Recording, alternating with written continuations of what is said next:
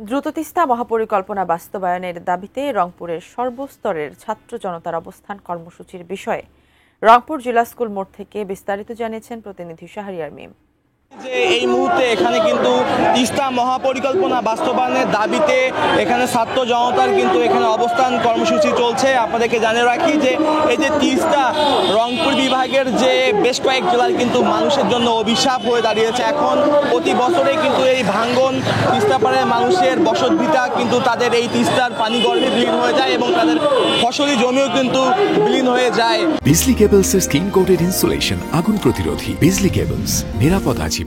এই যে তিস্তা মহাপরিকল্পনা অনতিবিলম্বে বাস্তবায়ন করা উচিত, এই সকল দাবি নিয়ে এখানে কিন্তু আমরা দেখতে পাচ্ছি অবস্থান চলছে। আমরা এই পর্যায়ে কথা বলবো। আপনারা এখান থেকে আসলে কি জানাতে যাচ্ছেন? আমরা জানাতে যাচ্ছি যে বিগত যে ফ্যাসিস্ট সরকার ছিল সে বারবার এই উত্তরবঙ্গের মানুষের সামনে তিস্তা মহাপরিকল্পনার আশ্বাস দিয়ে ধোঁকা দিয়ে গিয়েছে। আমাদের অনেক প্রত্যাশা ছিল এই ডক্টর ইউনূস যখন ক্ষমতার চেয়ারে বসে সেখানে প্রথম রংপুরে আসে, সে বলে গিয়েছিল রংপুর হবে 1 নম্বর জেলা। তখন থেকেই আমরা আমাদের আশার আলো দেখতে শুরু করেছিলাম। তিস্তা পাড়ের মানুষ বরাবর অসময়ে বন্যার সম্মুখীন হচ্ছে, খরার সম্মুখীন হচ্ছে। যখন তারা ফসল উৎপাদন করছে সেটা যখন পানি দরকার তখন তারা পানি পাচ্ছে না।